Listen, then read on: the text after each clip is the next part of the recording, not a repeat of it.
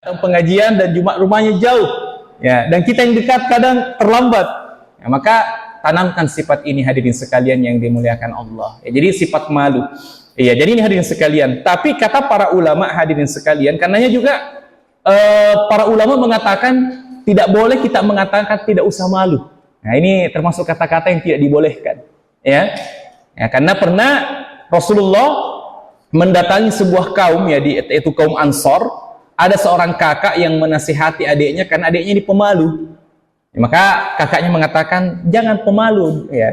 Maka Rasul mengatakan, biarkan dengan sifat malunya, ya, biarkan dia dengan sifat malunya, karena sifat malu itu adalah bagian daripada keimanan.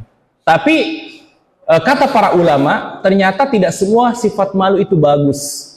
Ada juga sifat malu yang tercelah, ya, salah satu diantaranya adalah malu dalam memperdalam ilmu agama, malu menuntut ilmu agama, malu dalam bertanya, ya, malu dalam bertanya, padahal sebenarnya ada syubhatnya, ya, ada sesuatu yang mengganjal di pikirannya, ya, dan kalau sesuatu dibiarkan mengganjal dalam waktu, bisa jadi syubhat, maka tidak usah dia malu untuk bertanya atau berkonsultasi kepada ustadz, ya, agar dia mendapatkan ilmu yang banyak. Karenanya Aisyah radhiyallahu taala anha memuji wanita dari kaum Ansor dengan mengatakan khairun nisa nisaul Ansor, sebaik-baik wanita adalah wanita dari kalangan kaum Ansor.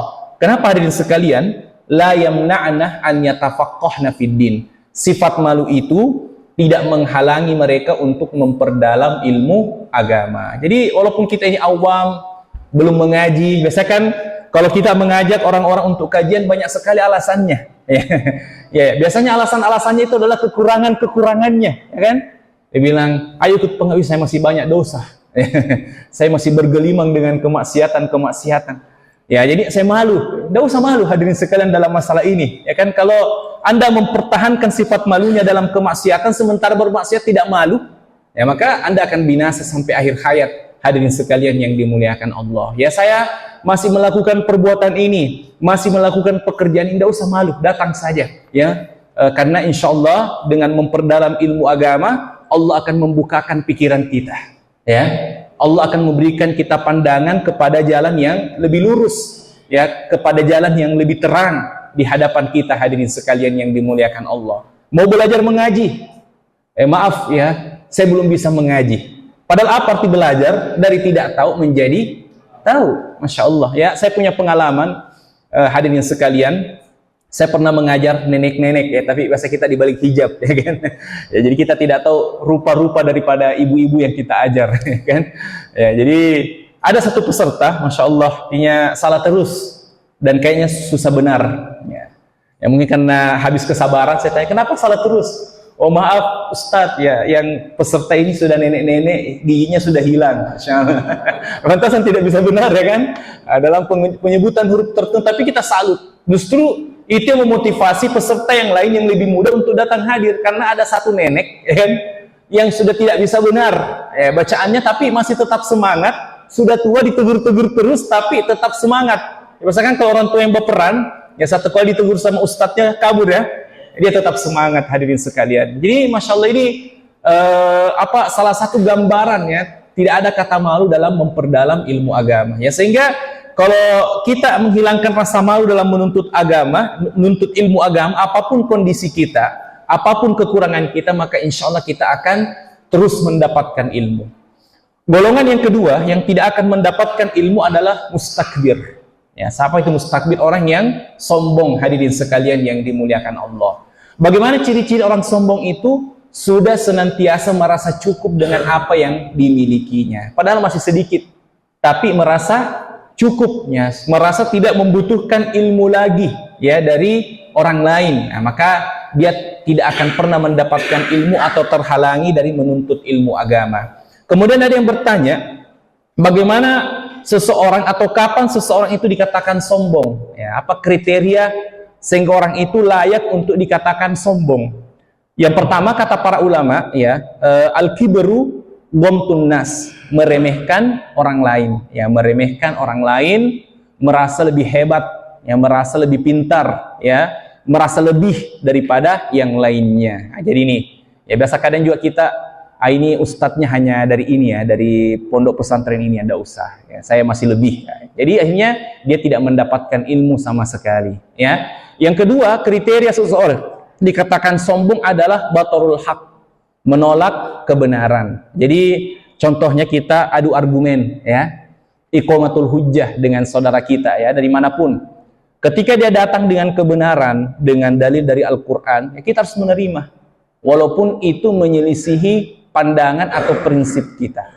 Jadi kalau kita diskusi dengan orang, tapi dia lebih kuat dalilnya, ya maka kita harus menerimanya, hadirin sekalian yang dimuliakan Allah. Bahkan Imam Syafi'i rahimahullah sebelum berdebat, ya, karena dulu ulama ya suka berdebat, ya, terutama melawan ahlul ahwa, orang-orang penyembah hawa nafsu, ya, para ahlu bid'ah, ya. Jadi adu argumen, adu diskusi, hadirin sekalian yang dimuliakan Allah. Bahkan Imam Syafi'i berdoa kepada Allah, ya Allah, saya berdoa kepada Allah agar kebenaran itu berada dari pihak lawan. Wah, Masya Allah, ini berat ini ya. Kan? Karena kita masa kalau berdebat harus kebenaran itu mutlak dari kita, ya kan? Ya, harus mutlak dari kita. Tapi Imam Syafi'i mengatakan mudah-mudahan kebenaran itu dari pihak lawan. Jadi entah itu dari saya atau dari pihak lawan, yang penting kebenaran itu terungkap. Masya Allah. Karena bahasa kadang kita diuji. Kalau kebenaran itu dari pihak kita, apalagi kita habis smash ya, mestek lawan kita dengan dalil-dalil. Nah, kita bahasa cerita tadi, saya habis diskusi ya dengan fulan. Kenapa? Diskusinya luar biasa. Kenapa? Saya berhasil bungkam dia dengan dalil-dalil. Hati-hati hadirin sekalian, kita sudah ya termasuki atau terasuki sifat ujub dengan keilmuan kita sendiri. Jadi ini hadirin sekalian, tidak usah malu dalam memperdalam ilmu agama, malah kita harus tawadu ya, merendahkan diri dalam menuntut ilmu agama. Contoh para ulama yang terkenal akan ketawaduannya adalah Imam Al-Bukhari sendiri. Karena ternyata Imam Bukhari juga meriwayatkan hadis dari muridnya. Ya, siapa muridnya? Imam Muslim. Ya, kata para ulama, ya, Imam Bukhari ini memiliki pengaruh yang besar dalam karir menuntut ilmu daripada Imam Muslim, ya, karena kita ini murid. Ya, pasti yang memiliki pengaruh besar dalam karir kita menuntut ilmu agama itu adalah guru kita, ya. Ya, artinya guru kita ini, seandainya kita tidak punya guru, maka kita ini tidak ada apa-apanya, hadirin sekalian yang dimuliakan Allah. Tapi Imam Muslim ternyata pernah meriwayatkan, pernah memberikan ilmu kepada gurunya, yaitu Imam Al-Bukhari. Jadi ilmu itu luas, hadirin sekalian yang dimuliakan Allah. Bahkan hadirin sekalian, Imam Ahmad bin Hanbal rahimahullahu ta'ala pernah mengambil ilmu dari orang Arab Badui. Jadi kalau kita membahas tentang orang Arab Badui ini, artinya orang Arab yang hidupnya tidak menetap, yang mungkin juga tidak seberuntung Imam Ahmad punya kesempatan untuk memperdalam ilmu agama. Tapi pernah Imam Ahmad mendapatkan nasihat dari orang Arab Badui yang menguatkan prinsipnya. Ya, ketika Imam Ahmad hidup, hadirin sekalian, di zamannya ya terdapat khalifah yang punya akidah yang bermasalah, ya, akidah Mu'tazilah.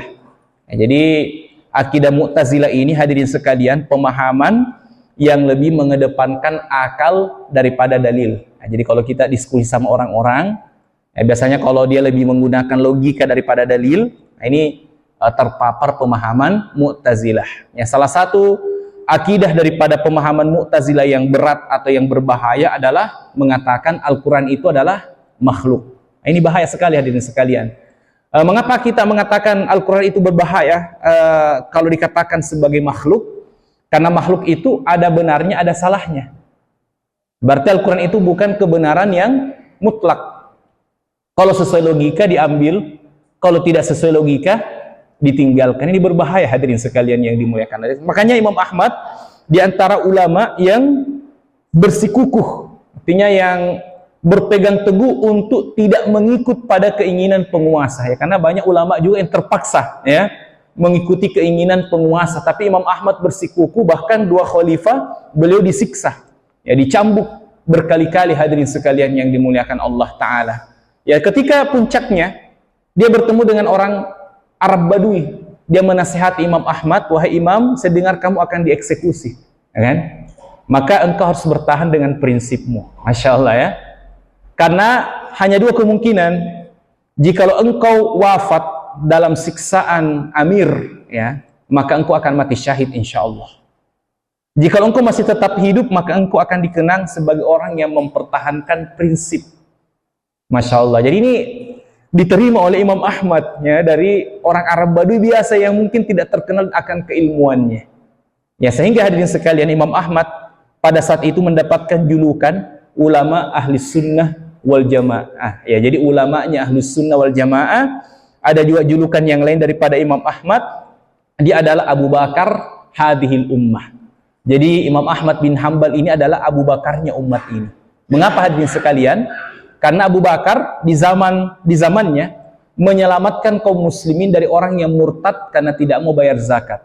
Ya. Jadi ada kelompok setelah wafatnya Nabi Muhammad dimintai zakat, dia tidak mau bayar zakat. Maka Abu Bakar mengatakan, la uqatilanna man faraqa bainas salati waz zakah. Ya, saya akan memerangi orang yang memisahkan antara solat dan zakat. Karena solat itu, kalau kita baca Al-Quran, solat dan zakat itu selalu bergandengan. Tiba-tiba ada orang yang memisahkan hukumnya antara solat dengan zakat, maka Abu Bakar mengatakan saya akan memerangi. Maka Imam Ahmad menyelamatkan akidah kaum muslimin dari pemahaman Mu'tazilah, hadirin sekalian yang dimuliakan Allah Ta'ala. Jadi ini penting, ya, bagi kita untuk tawadhu, ya, rendah diri dalam menerima ilmu agama. Bahkan Ali bin Abi Thalib radhiyallahu taala anhu berkata, ya, bahwasanya unzur madza qala wa la tanzur man qala. Lihatlah apa yang dikatakan orang itu dan jangan lihat siapa yang berkata. Ya, jadi kita harus objektif, ya, tidak boleh subjektif. Ya, jadi lihat apa yang dikatakan orang itu. Walaupun mungkin, ya, kiai, ya, tanda kutip, ya, ada gelar kiainya, tapi ya ngomongnya ngelantur, nah, maka itu tidak bisa dijadikan patokan. Tapi yang jadikan patokan itu adalah perkataannya, hadirin sekalian, apakah sesuai dengan Al-Quran dan sunnah Rasulullah Sallallahu Alaihi Wasallam. Jadi hadirin sekalian, kita kembali menuntut ilmu agama, ya, menghantarkan kita menuju surganya Allah Subhanahu wa Ta'ala. Karenanya banyak kisah kita dengar, ya, Masya Allah. Ada beberapa video yang sempat viral, ya, beberapa tahun yang lalu tentang seorang ulama atau ustadz atau syekh, ya, yang sementara mengisi kajian tiba-tiba meninggal. Masya Allah, ya. Maka kita katakan itu adalah tanda-tanda husnul khotimah. Ya, saya juga mendengar kisah dari teman-teman, ada yang mau pergi daurah, ya, tiba-tiba ditabrak mobil, ya, qadarullah meninggal, ya, dan mudah-mudahan beliau mati syahid, ya. Dan kita mengatakan itu adalah suasana meninggal, ya, suasana wafat yang sangat indah karena dia memperdalam ilmu agama. Masya Allah. Ada juga salah seorang ulama hadis yang sangat terkenal kisahnya ketika beliau sakaratul maut, ya, karena yang disunnahkan pada seorang hamba ketika sakaratul maut adalah ditalqin dengan mengucapkan la ilaha illallah. Tapi murid-muridnya segan, ya. Muridnya segan untuk mentalkin gurunya. Kadang ada kondisi seperti itu. Ya, karena mungkin gurunya lah yang mengajarkan murid-muridnya. Orang kalau mau meninggal dibacakan la ilaha illallah. Tiba gurunya sakaratul maut, muridnya segan, segan. Maka salah seorang muridnya berinisiatif, ya, menukil sebuah riwayat. Nah, jadi murid pertama mengatakan dari fulan, dari ulama, dari fulan, dari fulan, dari fulan, dari fulan. Tiba gurunya, ya, gurunya membacakan matan hadisnya. Man qala la ilaha illallah dakhalal jannah. Ya, Masya Allah. Setelah gurunya mengucapkan la ilaha illallah, gurunya meninggal. Masya Allah. Dan sesuai dengan hadis, barang siapa yang mengucapkan kalimat la ilaha illallah, maka dia akan dimasukkan ke dalam surganya Allah Subhanahu wa Ta'ala. Jadi betul-betul dipermudah jalannya menuju surga. Kemudian yang selanjutnya, keutamaan yang ketujuh dari menuntut ilmu agama, satu dari dua perkara yang boleh ada hasad di dalamnya. Nah, jadi secara umum sifat hasad itu adalah tercelah. Ya, sifat hasad tercelah. Kenapa hadirin sekalian? Karena orang yang hasad sama dengan orang yang menggugat takdir Allah. Ya, contoh hadirin sekalian, Allah hanya memberikan kepada kita rezeki sekian. Dan fulan tetangga kita, ya, rezekinya lebih banyak. Dan kita tidak terima. Ini sama dengan kita mengingkari takdir Allah. Ya, mengingkari, ya, kenapa Allah begini? Jadi kita menggugat, kita menuntut Allah, kenapa dia lebih banyak, kita tidak lebih banyak. Ya hadirin sekalian. Ini termasuk sifat tercela dan ini adalah salah satu sifat iblis. Dan bisa kita katakan hadirin sekalian ini adalah salah satu dosa yang paling pertama selain kesombongan. Ya, salah satu dosa yang paling pertama selain kesombongan. Kenapa hadirin sekalian? Karena mengapa iblis menggoda Adam? Ya, karena ada sifat hasadnya kepada Nabi Adam alaihi salam. Ya, ada sifat hasadnya. Ya, tambah lagi sombong. Ya, jadi karenanya orang yang hasad itu kadang sombong juga. Ya, orang yang hasad itu tidak jauh-jauh daripada sifat sombong hadirin sekalian. Tetapi dalam sebuah hadis Rasulullah Shallallahu Alaihi Wasallam bersabda ada hasad yang dibolehkan. Ya, ada perkara yang mana kita boleh hasad di dalamnya. Ya, Rasulullah Shallallahu Alaihi Wasallam bersabda, la hasada illa fisnataini. Tidak boleh hasad kecuali pada dua hal. Nah, jadi secara umum hasad itu tercela kecuali pada dua hal. Yang pertama adalah ya, rajulun atahullahu malan fasallatahu ala halakatihi fil haqqi. Yang pertama kita boleh hasad kepada laki-laki yang punya banyak harta. Masya Allah ya. Tapi ya ada tapinya. Orang yang punya banyak harta tapi hartanya itu disedekahkan di jalan Allah Subhanahu wa taala. Masya Allah, boleh hasad. Ya Allah, kapan juga saya kaya ya? Supaya sedekahku sama banyaknya dengan fulan, atau bahkan mengalahkan nominal sedekahnya. Jadi munafasah, berlomba-lomba dalam kebaikan itu juga dibolehkan. Artinya tidak mau dikalah dalam kebaikan. Karenanya Allah Subhanahu wa taala berfirman, "Wa fi dzalika falyatanafasil mutanafisun." Pada yang demikian ini hendaknya orang-orang yang berlomba-lomba, ya berkompetisi menjadi yang terbaik, menjadi yang terdepan dalam kebaikan-kebaikan. Dan itu terlihat dari sahabat. Jadi Umar dengan Abu Bakar itu ada kompetisi di antara mereka, ya, tapi kompetisi dalam kebaikan-kebaikan. Masya Allah ya. Diketahui Rasulullah ketika masih hidupnya ya, suka menyantuni nenek tua, ya, suka menyantuni nenek tua. Maka ketika Rasulullah Shallallahu Alaihi Wasallam wafat, maka Abu Bakar dengan Umar berlomba-lomba. Ya, Umar datang ke rumah nenek tua itu untuk menyantuninya. Karena itu kebiasaannya Nabi Muhammad SAW pada saat hidupnya. Tapi alangkah kagetnya Umar ketika mendapati Abu Bakar mendahuluinya. Ya, ternyata sudah ada Abu Bakar yang lebih dahulu menyantuni nenek tua itu. Ini menunjukkan semangat kompetisi dari seorang Abu Bakar As-Siddiq radhiyallahu taala anhu. Jadi kadang kita kompetisi duniawinya lebih tinggi dibandingkan kompetisi ukhrawinya kita, ya.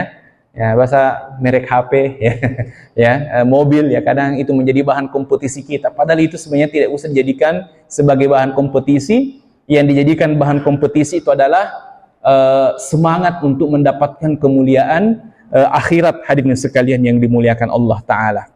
Jadi ini, boleh kita iri kepada orang yang banyak hartanya dan menginfakkannya di jalan Allah. Kalau kita melihat ada orang yang banyak hartanya, tapi dipakai berpoya-poya, yang menghambur-hamburkan hartanya pada jalan yang tidak hak, maka kita mengatakan kasihan kepadanya, ya, kasihan ya, kita turut berduka cita padanya, kita prihatin ya, karena alangkah berat nanti tanggung jawabnya di hari kiamat nanti ya, karena setiap harta yang kita kumpulkan adalah dihisap, dihitung di hadapan Allah Subhanahu wa taala. Karenanya hadirin sekalian yang dimuliakan Allah, berkata para ulama, harta kita yang sebenarnya adalah apa yang kita sedekahkan. Ya, jadi harta kita yang sebenarnya itu adalah apa yang kita sedekahkan. Karena dialah nanti yang akan menjadi penyelamat kita di hari kiamat nanti. Ya, tapi harta yang kita belanjakan bukan untuk sedekah, maka kita harus bersiap-siap untuk kemudian mempertanggungjawabkannya di hari kiamat. Yang kedua, yang sesuai dengan pembahasan kita, orang yang boleh kita hasad kepadanya, rajulun atahullahu hikmah fahuwa yaqdi biha wa yu'allimuha. Bolehnya kita hasad kepada orang yang Allah karuniakan kepadanya hikmah atau kebijaksanaan. Dan hikmah ini hadirin sekalian yang dimuliakan Allah Ta'ala tidak lahir tanpa ada dasar ilmu. Ya, tidak lahir tanpa ada dasar ilmu. Dan dia kemudian dia kemudian menerapkannya dan mengajarkannya kepada yang lain. Jadi boleh kita iri ketika kita melihat ada teman kita, ada ustadz yang Masya Allah banyak ilmunya, kemudian dengan ilmu itu dia mengajarkannya, dan insya Allah akan menjadi amal jariah baginya di hari kiamat nanti. Ya, karena sebagaimana kita melihat Masya Allah, Ustadz Yazid ya, Abdul Qadir Jawaz rahimahullahu ta'ala, begitu banyak orang yang melayat makamnya. Masya Allah, banyak sekali yang melayat makamnya. Dan tentu saja orang yang melayat ini pasti punya hubungan emosional dengan beliau. Ya, coba kalau kita melihat hadirin sekalian, ya saya punya pengalaman pernah melayat seorang bupati yang meninggal. Masya Allah, banyak yang melayat karena punya hubungan emosional dengan dia. Alhamdulillah, mungkin banyak jasa-jasanya atau banyak orang yang punya kepentingan sama beliau, ya kan? Tapi hanya 10% yang sholat. Ya, jadi mereka hanya datang jauh-jauh dari kabupaten lain, tiba di masjid, ya, tiba di masjid untuk sholat hanya 10% yang sholat, sisanya hanya cerita. Ya, jadi hanya tim penggembira saja, ya kan? Nah, tapi kita melihat kayak semacam Ustadz Yazid Abdul Qadir Jawaz rahimahullah, semua yang datang pasti sholat. Ya, karena mereka sudah mendapatkan ilmu dari beliau, dan mereka mendapatkan keutamaan menuntut ilmu, dan mereka paham tentang keutamaan menyelenggarakan jenazah, ya, termasuk mensolati orang yang meninggal dan mengantarkannya kepada pemakamannya. Alangkah beruntung kalau kita punya komunitas seperti ini. Ya, karena kalau kita meninggal, ya kalau kita penuntut ilmu agama, pasti kebanyakan yang mensolati kita adalah teman-teman sepengajian kita yang paham tentang agama, ya kan? Yang insya Allah akan mendoakan kita. Sebagaimana hadis Nabi, jikalau seorang hamba disolati lebih daripada 40 orang yang mentauhidkan Allah, maka insya Allah ada jaminan baginya untuk dimasukkan ke dalam surga. Ini Masya Allah, sudah lewat 40 kayaknya ini. Jadi Masya Allah, ya, jadi seperti itu. Tapi kalau kita hanya komunitas kalangan artis, ya, palingan yang banyak yang mensolatinya juga artis, ya. Ya, tidak semua artis itu paham tentang tata cara sholat jenazah. Ya, kalau pengusaha kebanyakan yang mensolatinya, yang kebanyakan yang melayatnya itu adalah pengusaha, tidak semuanya mau melaksanakan sholat jenazah. Jadi ini hadirin sekalian yang dimuliakan Allah Ta'ala, keberuntungan orang-orang yang memperdalam ilmu agama. Karenanya di antara strategi kita, yang Masya Allah saya pernah mendengarkan sebuah ceramah, di dalamnya ada strategi satu rumah, satu hafiz Quran. Masya Allah ya, satu rumah, satu hafiz Quran. Ya, jadi di antara anak-anak kita, ya, minimal ada satu orang yang menghafal Al-Quran Al-Karim. Di antara anak-anak kita ada satu anak kita yang menjadi ustadz. Ya, jangan semuanya jadi pengusaha, ya kan? Ya, ada jadi ustadz, ada jadi ulama. Nah, jadi ini hadirin sekalian, termasuk juga kesalahan ketika anak kita masih kecil, ya, kita motivasi dia ada pejabat, ya, nanti kalau besar kau jadi begitu, ya kan? Ya, ada polisi, ya, jadi begitu, ya. Tidak selamanya hadirin sekalian, yang kita motivasi dia adalah untuk tidak menyekutukan Allah Subhanahu wa taala. Dalilnya adalah surah Luqman, ya. Wa idz qala Luqmanu libnihi ya bunayya la tusyrik billah, ya. Ketika Luqman Al-Hakim mengatakan kepada anaknya, wahai anakku, janganlah engkau menyekutukan Allah. Jadi yang paling pertama kita tanamkan kepada anak kita adalah ilmu, agar mereka kemudian tidak menyekutukan Allah Subhanahu wa ta'ala. Walaupun para ulama, istilah hasad ini dalam menuntut ilmu agama tidak cocok digunakan. Ya, walaupun Rasulullah menggunakan secara lafaz, tapi dalam istilah sehari-hari ada istilah yang lebih tepat yang dinamakan dengan ghidhah. Ya, ghidhah. Ya, jadi ketika kita melihat ada orang yang lebih baik daripada kita, kemudian kita ingin mengalahkannya, maka kita mengatakan itu adalah ghidhah, ya, upaya untuk lebih baik dalam kebaikan-kebaikan. Kemudian yang selanjutnya hadirin sekalian, di antara keutamaan menuntut ilmu agama adalah tidak berkurang dengan dibagikan, bahkan bertambah. Ya, jadi kalau harta, ya, kalau kita pakai hitungan matematis, kalau dibagi-bagikan pasti akan berkurang, ya kan? Tapi kalau menuntut ilmu agama, kalau kita bagi-bagikan dengan kita mengajarkannya, ya, maka dia tidak akan berkurang, malah justru akan bertambah, ya. Karenanya para ulama mengatakan bahwasanya di antara zakatnya ilmu adalah mengajarkannya. Ya, di antara zakatnya ilmu adalah mengajarkannya. Kenapa sampai dianalogikan dengan zakat? Ya, harta kita kalau dibayarkan zakatnya, apa artinya zakat hadirin sekalian? Penyuci, ya, pembersih dari kotoran-kotorannya. Harta kita itu tidak menutup kemungkinan ada kotoran-kotorannya. ya maka harus dikeluarkan zakatnya supaya harta yang tersisa itu yang kita tidak zakatkan menjadi bersih. Kalau bersih, dia akan subur dan tumbuh menjadi lebih banyak. Masya Allah. Maka ilmu juga seperti itu. Ya, ilmu kita ajarkan, maka insya Allah ilmu kita akan semakin bertambah. Contoh hadirin sekalian, mengapa kita senang menjadi pengajar ya, dan harus ada cita-cita di antara kita untuk membagikan ilmu, ya, menjadi pemateri. Ya. Ya, nanti kalau kita pulang, insya Allah kita buka pengajian, ya, walaupun mungkin 1 orang yang hadir, itu sudah sangat luar biasa, ya. 1 atau 2 orang yang hadir tidak ada masalah, ya. Iya. Ustadz Sogir di masjid Sogir, ya. Ustadz kecil di masjid yang kecil, ya, tidak ada masalah, ya. Kenapa saya mengatakan? Ya, pertama tentu saja keutamaannya, ya, sedekah jariah. Yang kedua, kalau kita mengajarkan ilmu, tidak mungkin kita langsung mengajarkan ilmu tanpa ada persiapan. Ya, jadi kayak ustadz-ustadz biasanya yang membawa materi pasti ada persiapannya. Ketika dia mempersiapkan ilmu, disitulah sebenarnya dia belajar. Ya, disitulah kemudian sebenarnya dia belajar. Sama juga halnya kalau tidak bisa jadi pemateri, minimal jadi khotib lah, insyaallah, ya. Jadi penceramah juga boleh, ya. Karena sebelum kita menyampaikan khutbah, pasti ada penyusunan materi. Ya, malah kita hafal itu materinya, ya supaya mungkin, ya supaya mungkin. Termasuk ceramah Ramadan, ya. Nah, jadi ada ustadz juga ya memberikan kepada saya trik, ya. Jadi penceramah saja, ya. Yang penting 1 ceramah untuk 20 masjid. Paham ya, ya. Yang penting pindah-pindah, ya, supaya 1 ceramah itu hanya nanti pada penampilan ketiga dihafal ceramahnya, ya kan. Hanya antum mungkin, ya, pada tentang keutamaan Ramadan contohnya, ya kan. Yang penting tidak berulang pada masjid yang sama, ya, ketahuannya. Jadi ini hadirin sekalian yang dimuliakan Allah, ya. Jadi ini ada cerita, ada ustadz yang masya Allah ceramah di 1 masjid, ya. Dan yang mendengarkan itu terkesima dengan ceramahnya ustadz, ya. Hanya dia ngefans sama ustadz itu. Nah, di mana jadwalnya ustadz ini besok, ya. Hanya dia kejar ustadz itu di masjid yang sama, ya. Ternyata dia dengar ustadznya ceramah di masjid yang kedua, ya. Seusai ustadznya turun, dia mengatakan, Masya Allah, ceramah ustadz bagus kayak kemarin, ya. Tidak ada masalah, ya. Tidak apa-apa, setiap pengulangan itu ada ifadahnya, ya. Ada manfaat barunya, insyaallah. Jadi seperti itu hadirin sekalian. Jadi kita mempersiapkan ilmu. Jadi kalau kita jadi penceramah, ini masjid sudah saya ceramah sebelumnya, ya, maka harus mempersiapkan materi baru lagi. Maka ilmu kita akan semakin bertambah, insyaallah. Jadi ini hadirin sekalian yang dimuliakan Allah Taala. Kemudian Ali bin Abi Thalib radhiyallahu anhu berkata, ya, tentang ilmu itu tidak pernah berkurang dengan dibagikan.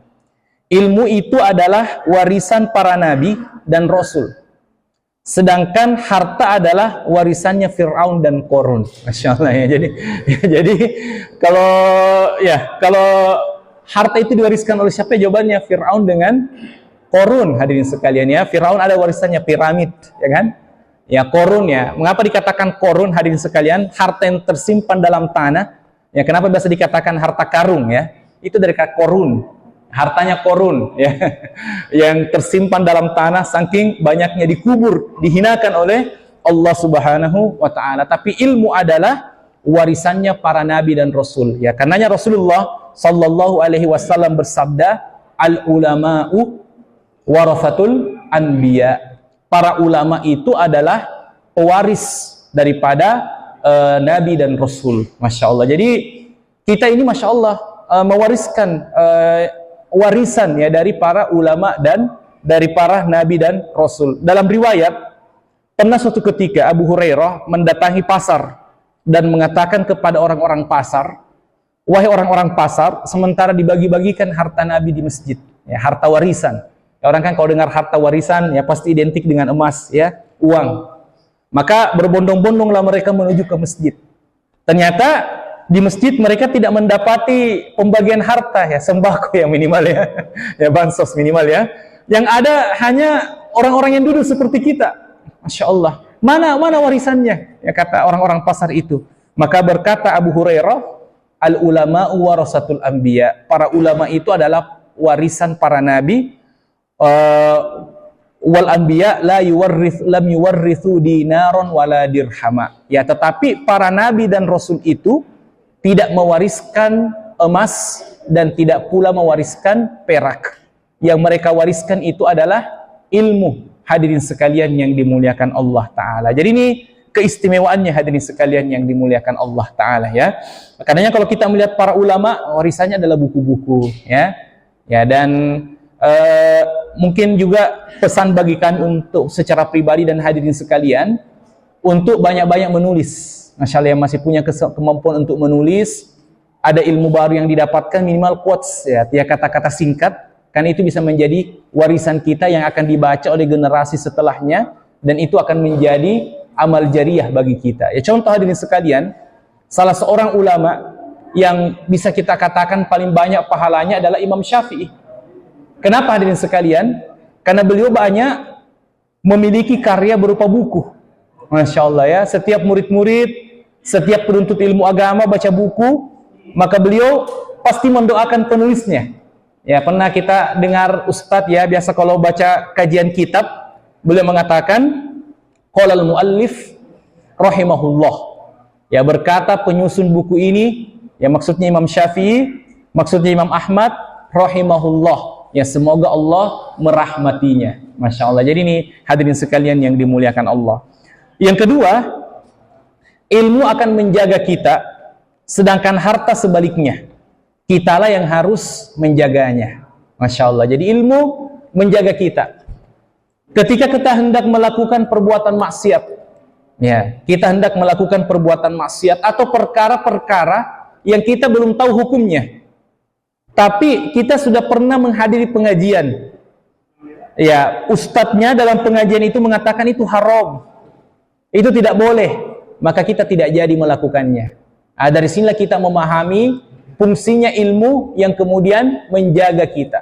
Contoh hadirin sekalian, kita hendak melakukan perbuatan zina. Ya, walaupun perbuatan zina itu ada tingkatan-tingkatannya, ya kan?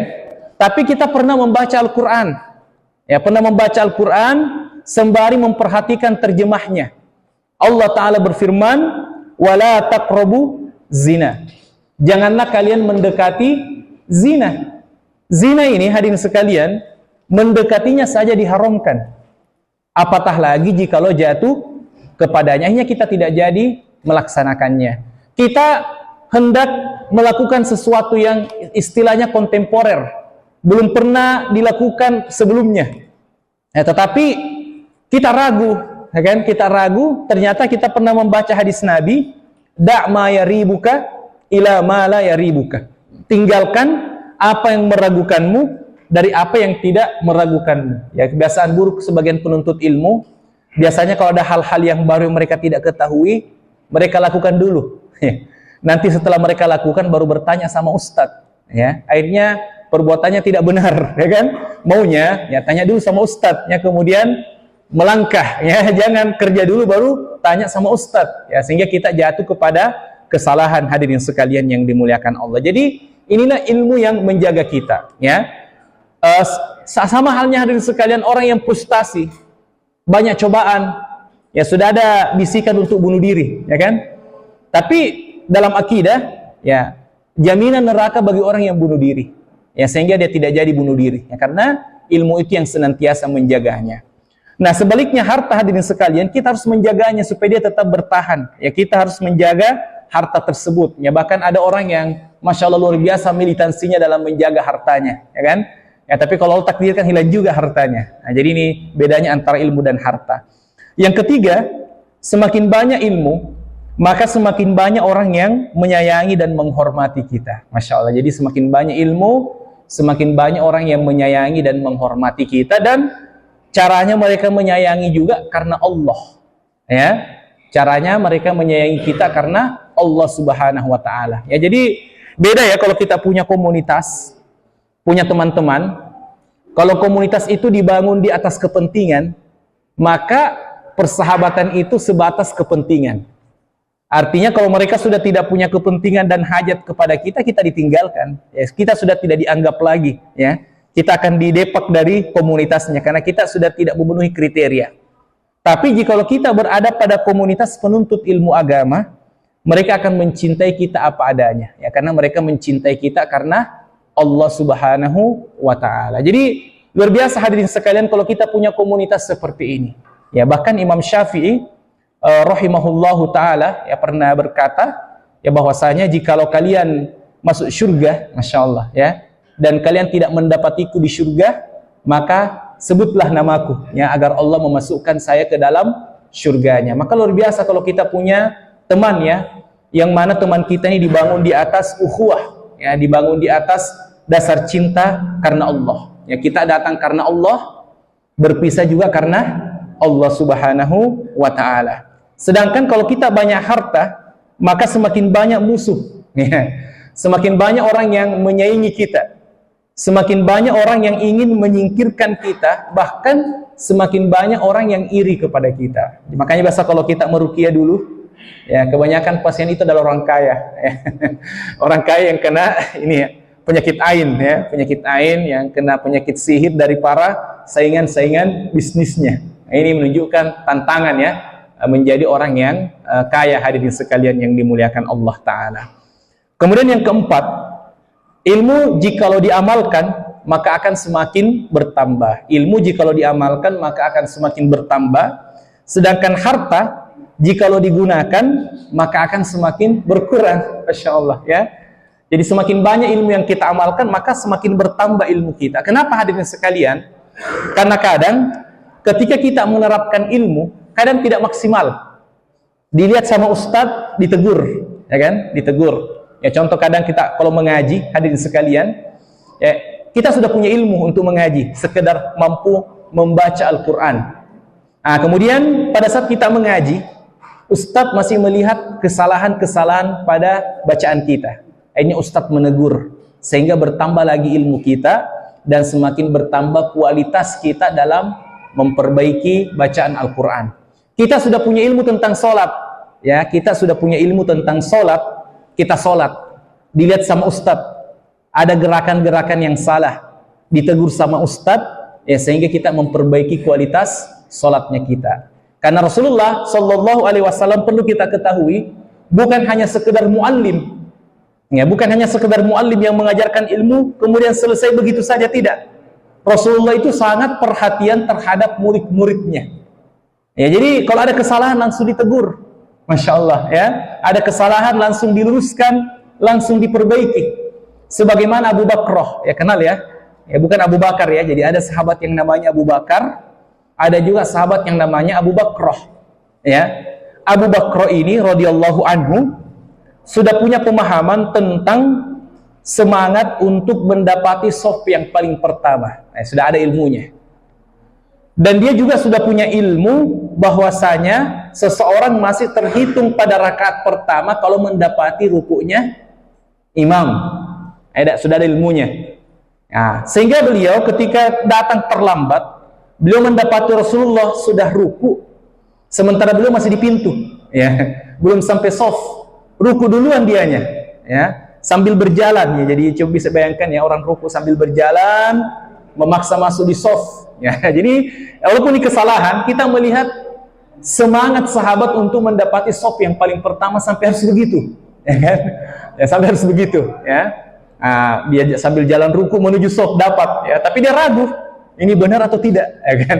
Akhirnya dia konsultasi kepada Rasulullah Sallallahu Alaihi Wasallam, maka Rasulullah mengatakan kepada Abu Bakrah, zadakallahu ilman ya, zadakallahu hirs wala tu'id. Ya semoga Allah menambah semangatmu, tidak dijatuhkan mentalnya ya kan. Ya, kamu ini enggak ya. Semoga Allah menambah semangatmu. Nah, jadi ini hebatnya Nabi.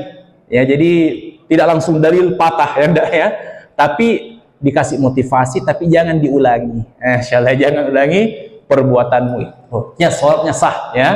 Jangan ulangi sholatmu, ada dua penafsirannya. Jangan ulangi sholatmu dan jangan ulangi perbuatanmu ya, karena itu adalah perbuatan yang tidak tepat ya, karena di antara hal yang dianjurkan ketika sholat adalah tumakninah ya, ketenangan, tidak ada perasaan terburu-buru sehingga kekhusyuannya dapat, hadirin sekalian yang dimuliakan Allah Ta'ala. Jadi ini hadirin sekalian ya, jadi amalkan ilmu ya, amalkan ilmu sebagaimana Imam Ahmad bin Hanbal ya, kita sebut lagi kisahnya Imam Ahmad bin Hanbal rahimahullahu ta'ala. Di antara semangat beliau dalam mengamalkan ilmu, beliau membaca hadis bahwa Rasulullah pernah dibekam. ya, oleh Abu Itiyah radhiyallahu anhu. Kemudian Rasulullah membayarnya dengan sekian, ya, saya lupa berapa nominalnya. Setelah Imam Ahmad membaca hadis ini, dia langsung cari tukang bekam, ya, untuk kemudian dibekam dengan membayar dengan nominal yang sama untuk mengikuti sunnah Rasulullah Sallallahu Alaihi Wasallam. Jadi ini hadirin sekalian yang dimuliakan Allah Taala, ya. Termasuk juga hadirin sekalian seorang sahabat yang bernama Abdullah bin Umar radhiyallahu anhuma. Kata Nabi, ni'mar rajul Abdullah. Jadi ini rekomendasi tazkiyah dari Nabi Muhammad sallallahu alaihi wasallam secara langsung, sebaik-baik laki-laki, seideal-idealnya laki-laki itu adalah Abdullah bin Umar. Kenapa hadirin sekalian? Karena dialah sahabat yang paling besar usahanya mencontohi Nabi. Ya, bahkan yang bukan sunnah. Jadi Abdullah bin Umar itu kalau bersafar sama Nabi dia hafal di mana biasanya Rasulullah buang hajat. Insyaallah, ya. Ya, kalau dia tahu di situ juga dia buang hajat. Walaupun itu bukan sunnah, tapi besar upayanya untuk mencontohi Rasulullah Sallallahu Alaihi Wasallam. Ini hadirin sekalian yang dimuliakan Allah Taala, ya. Sedangkan pemilik harta, ya, seringkali dicemooh dan mendapatkan julukan yang buruk. Jadi kalau pemilik ilmu senantiasa mendapatkan sanjungan, ya, dihormati. Adapun pemilik harta seringkali dicemooh dan mendapatkan julukan yang buruk. Apalagi kalau pelit, ya. Ya, karena orang yang berharta juga kalau berilmu, ya, jadi tidak semua orang berharta itu buruk.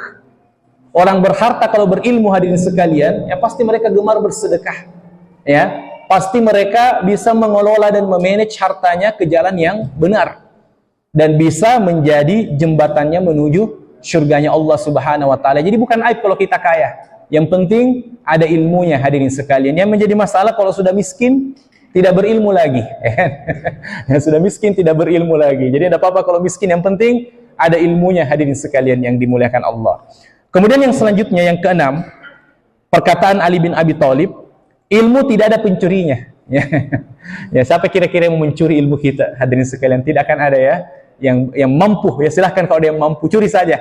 Karena kalau ada yang curi ilmu kita, dia punya ilmu juga akhirnya. Ya, jadi ilmu tidak ada yang curi. Tidak usah khawatir ilmumu dicuri. Ya, kecuali karya mungkin, ya, ada suka plagiat, ya. Tapi kalau ilmu, karena kata para ulama, al ilmu fis sudur, ya, ilmu itu letaknya di dada, ya, la fis sutur, bukan pada catatan-catatan kita. Jadi dari perkataan para ulama ada motivasi untuk suka menghafal ilmu. Ya, tadi masya Allah acara kita dibuka dengan menghafalkan syair, ya kan? Itu ilmu hadirin sekalian yang dimuliakan Allah, sudah terset, ya, di dalam dadah hadirin. Tapi sebelumnya harus ditulis dulu, ya, sebelumnya harus ditulis dulu. Iya.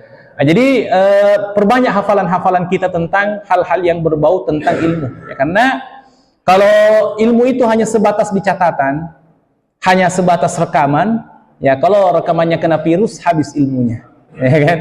Catatannya hilang atau terbakar, hilang ilmunya. Ya, adapun yang bersama kita sampai akhir hayat itu adalah apa yang ada dalam hafalan kita hadirin sekalian yang dimuliakan Allah. Karena ya kadang kita sayangkan, ya, sebagian penuntut ilmu agama menghadiri pengajian, ya kan, nah, dia hanya simpan MP3, ustadznya ceramah, baru dia cerita di belakang, karena sudah ada katanya rekamannya, ya, atau foto-foto, ya, ya kan. Nah, ini mengurangi keberkahan daripada ilmunya hadirin sekalian yang dimuliakan Allah Ta'ala, ya. Adapun harta banyak pencurinya, ya, banyak pencurinya. Ilmu tidak ada yang curi hadirin sekalian. Kemudian yang ketujuh, pemilik ilmu akan diberi syafaat pertolongan di hari kiamat kelak. Masya Allah, ya, jadi luar biasa. Sedangkan pemilik harta akan dihisap, diusut asal muasal hartanya dan kemana dibelanjakannya. Jadi ada dua perhitungannya, ya, di mana bagaimana caranya dia mendapatkan harta itu nanti akan dipertanggungjawabkan di hadapan Allah, dan kemana dia kemudian membelanjakannya, ya, membelanjakan hartanya, ya. Kemudian yang selanjutnya, ilmu akan kekal selamanya, sedangkan harta akan habis suatu saat nanti. Jadi ilmu itu akan kekal, yang membersamai kita, ya, sedangkan harta akan habis suatu saat nanti. Artinya belum kita sakaratul maut sudah dibagi-bagi kepada pemilik, kepada ahli waris, ya. Ya, sudah ditunggu-tunggu, ya, kematiannya kita, ya, supaya warisan itu cepat ya cepat terbagi, hadirin sekalian yang dimuliakan Allah, ya. Kemudian pemilik ilmu akan dijunjung tinggi dengan kualitas manusianya, sedangkan pemilik harta akan dijunjung tinggi dengan kualitas hartanya. Jadi kita tidak dihitung dengan uang, ya, tapi kita dihargai dengan kualitas kemanusiaan kita. Yang terakhir, hadirin sekalian, ilmu akan menyinari pemiliknya sehingga hatinya menjadi lembut. Ya, jadi semakin banyak ilmu yang kita dapatkan, maka hati kita insya Allah akan semakin lembut. Ya, tentu saja ilmu yang bermanfaat, hadirin sekalian yang dimuliakan Allah Ta'ala, ya. Karenanya sejatinya, ya, bukti keilmuan kita ini berberkah. Semakin lama kita menuntut ilmu agama, maka kita semakin tawadu. Contoh, hadirin sekalian, yang dianugerahi ketawaduan dengan ilmu yang banyak adalah moyang kita, Nabi Adam alaihissalam. Ya, karena setelah Nabi Adam diciptakan, ya, wa'allama Adamal asma'ah kullaha. Allah mengajarkan kepada Nabi Adam semua pengetahuan. Masya Allah, ya. Jadi semua pengetahuan itu diketahui oleh Nabi Adam. Jadi Nabi Adam itu berilmu, hadirin sekalian. Tapi coba kita melihat ketika beliau melakukan kesalahan, ya, maka beliau berdoa kepada Allah. Dan isi doanya itu penuh dengan kerendahan hati, penuh dengan ketawaduan. Rabbana zalamna anfusana wa illam taghfir lana wa tarhamna lanakunanna minal khasirin. Wahai Rabb kami sudah menzolimi diri kami. Coba bayangkan, ya, dia mengaku kesalahannya, dia sudah zolim terhadap dirinya sendiri, ya. Dan jika engkau tidak mengampuni kami dan merahmati kami, maka pasti kami termasuk orang-orang yang menyesal. Ini doanya orang yang tawadu, hadirin sekalian yang dimuliakan Allah, padahal banyak ilmunya. Coba orang yang berilmu tapi tidak tawadu, kalau melakukan kesalahan, pasti dia membantahnya dengan dalil. Jadi kadang, ya, kadang kita susah juga menegur ahlul ilm, karena juga dalilnya kadang, ya. Ya, kalau dia tidak jujur, ya, tidak jujur, hadirin sekalian yang dimuliakan Allah, ya. Beda dengan bangsa lain, iblis, hadirin sekalian yang dimuliakan Allah, ya. Jadi ini sikapnya Nabi Adam pada saat bersalah, ada juga sikapnya iblis pada saat bersalah. Ya, iblis kesalahannya disuruh bersujud kepada Allah, kepada Nabi Adam alaihissalam, disuruh bersujud. Tapi dia tidak mau. Ini adalah pelanggaran karena melanggar perintah Allah. Ketika disampaikan kepadanya dia salah karena tidak mau bersujud kepada Nabi Adam, dia membantah Allah dengan argumen. Ya, jadi, ya, apa argumennya? Ya, jadi iblis juga ada ilmunya, tapi ilmunya tidak bermanfaat. Ada argumennya. Ana khairun minhu. Khalaqtani min narin wa khalaqtahu min tin. Kenapa saya tidak mau sujud kepada Adam? Karena saya lebih baik darinya. Makanya saya lebih baik darinya, saya diciptakan dari api, sementara engkau menciptakan Adam hanya dari tanah. Coba bayangkan, pertanyaannya, dari mana ilmunya iblis kalau api itu lebih baik dibandingkan tanah? Nah, ini, ya. Jadi kadang orang yang sombong kadang tidak tahu diri, hadirin sekalian yang dimuliakan Allah. Kadang orang yang diremehkan lebih baik daripada orang yang meremehkan, hadirin sekalian yang dimuliakan Allah Ta'ala. Jadi bahaya juga, ya, kalau kita sudah lama menuntut ilmu agama, kita punya perasaan saya lebih berilmu dibandingkan fulan, saya lebih baik dibandingkan fulan. Maka itu adalah warisannya iblis, hadirin sekalian. Harusnya semakin lama kita menuntut ilmu agama, hadirin sekalian, harusnya kita semakin tawadu, ya, kita semakin merasa kurang, ya, karena ilmu itu semakin kita menyelam di dalamnya, maka semakin kita akan merasa kehausan, ya, karena banyaknya ilmu yang hendak kita miliki, hadirin sekalian. Dan efek daripada orang yang memiliki banyak ilmu adalah, ya, hatinya menjadi tenang, ya, dan hatinya menjadi tentram, ya. Walaupun tidak semua penuntut ilmu agama yang kelihatan tenang itu tidak ada masalahnya, ya, tetap ada masalahnya, ya. Hanya saja bedanya dia lebih tenang, banyak utangnya, ya, tapi tetap tenang, ya. Ada masalah, ada cekcok, tetap tenang. Dia bisa menghadapinya dengan tenang. Karena masalah itu pasti ada. Hanya saja cara orang berbeda-beda dalam menanggapinya, tergantung keimanannya dan tergantung keilmuannya. Adapun pemilik harta, hadirin sekalian, maka hidup hatinya akan menjadi keras, ya, dan tidak menjadi tentram, ya, jikalau pemilik harta ini tidak dibarengi dengan ilmu, hadirin sekalian yang dimuliakan Allah. Selanjutnya, hadirin sekalian, kita akan masuk tentang keutamaan ulama dan para penuntut ilmu agama, ya, keutamaan para ulama dan para penuntut ilmu agama. Yang pertama, ya, siapa itu ulama, hadirin sekalian? Ya, ini mungkin kita mau tanya dulu apa artinya, apa itu ulama atau siapa itu ulama, ya. Kata para ulama, ya, ulama itu adalah orang yang mendalam ilmu agamanya, ya, orang yang mendalam keilmuannya, ya. Kemudian ciri-ciri, ya, ciri-ciri yang Allah sebutkan secara spesifik dalam Al-Quran tentang ulama itu adalah orang yang mendalam rasa takutnya kepada Allah. Ya, sebagaimana firman Allah Ta'ala, innama yakhshallaha min ibadihil ulama. Hanya orang yang berilmu saja yang sangat besar rasa takutnya kepada Allah Subhanahu wa Ta'ala. Masya Allah. Jadi ini ciri-ciri ulama, orang yang besar rasa takutnya, ya, terutama ya berlandaskan Al-Quran dan Sunnah dan memperbaiki ibadahnya. Dan ibadah yang banyak, ilmu yang benar akan melahirkan rasa yang takut yang mendalam kepada Allah Subhanahu wa Ta'ala. Contoh hadirin sekalian, pemimpin seluruh ulama adalah Nabi kita, Nabi Muhammad sallallahu alaihi wasallam. Ya, jadi Nabi kita, ya, ketika sholat malam senantiasa diwarnai dengan tangisan, ya, karena rasa takutnya kepada Allah Subhanahu wa Ta'ala. Bahkan Umar bin Khattab radhiyallahu anhu yang terkenal akan ketegasannya, ya, kadang dalam sholat malamnya jenggotnya basah dengan air mata, ya, karena rasa takutnya yang mendalam kepada Allah Subhanahu wa Ta'ala. Ternyata para ulama memiliki keutamaan, ya. Jadi kalau kita tidak bisa jadi ulama, minimal penuntut ilmu, insyaallah, ya. Yang pertama, Allah menyebutkan persaksian para ulama atas tauhid bersama persaksian Allah dan persaksian para malaikat. Ya, dalilnya dalam surah Ali Imran ayat yang ke-18.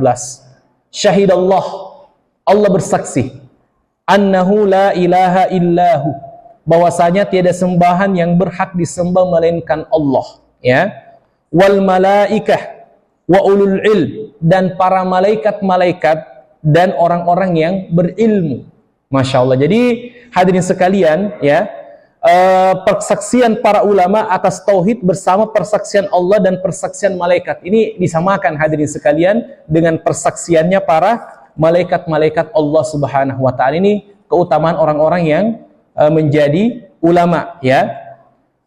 Dalam ayat ini menunjukkan keutamaan ulama karena Allah mengkhususkan mereka dalam penyebutan tanpa menyertakan manusia lainnya. Jadi dia derajatnya berbeda dengan manusia pada umumnya, ya, derajatnya berbeda dengan manusia pada umumnya.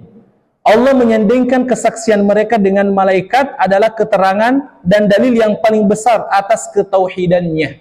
Ya, karena malaikat ini pasti mentauhidkan Allah.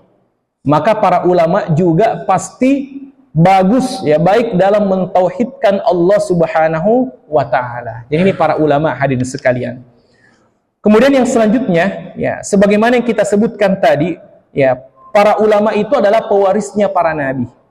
Jadi walaupun nabi kita Nabi Muhammad khatamul anbiya, ya, penutup seluruh nabi, ada sedikit harapan hadirin sekalian karena ada yang melanjutkan, ada yang mewariskan para nabi, yaitu para ulama.